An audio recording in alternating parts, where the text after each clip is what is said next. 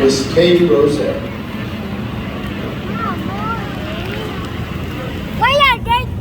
Hi, and thank you for coming out to the Big Cat Habitat and Gulf Coast Sanctuary. By coming here, you're actually supporting all these beautiful animals that we've had the privilege, and it is a privilege, of giving a safe, permanent home. So thank you for coming out. I just want to speak to you briefly today about an issue that has become really, really important. That is the preservation of the human-animal bond. There are many different philosophies right now. Anytime you go to a place like the Big Cat Habitat, where you see people actually caring for animals and giving them a good quality of life, we are animal welfare. There's a whole different philosophy out there known as animal rights activists.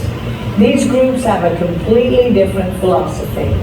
I'm talking about the groups on television that you see regularly that have the little dogs and the little cats with the bad eyes in the crates, and I have a sad song playing in the background that breaks your heart and upsets your stomach and asks you to send money.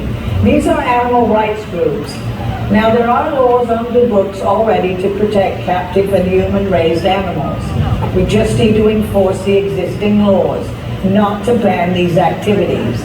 So be careful who you're supporting.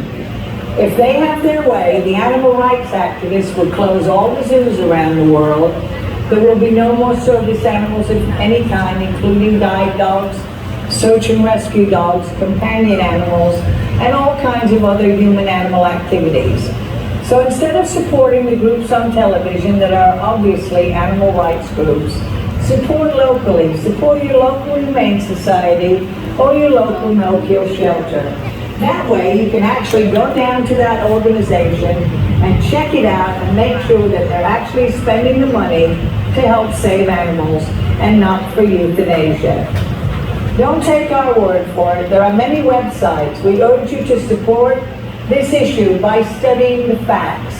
Study the difference between animal welfare and animal rights.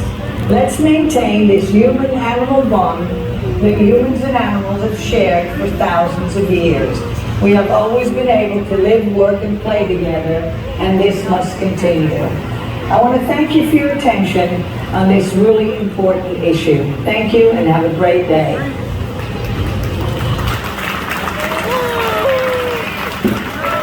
So it is super important, and if you really love animals, you should already know the difference, because it's a huge difference.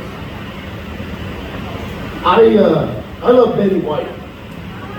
God rest her soul. She was the very first celebrity to figure out what really goes on in the animal world. Betty White was a huge animal lover. She supported the wrong people for a little while until she figured it out. And after that, anytime she was interviewed, she made sure that they put down that she was an advocate and not an activist. And that is so important. You know, there are people that live in this country that don't know the largest animal rights group in America euthanizes over 95% of the animals they take in. How does that work? How can you try to tell people your group loves animals? I mean, so if we rescue 100 tigers tomorrow, we only really need to keep 5? How can your group try to tell other people how they should treat their animals when that group is euthanizing puppies and kittens?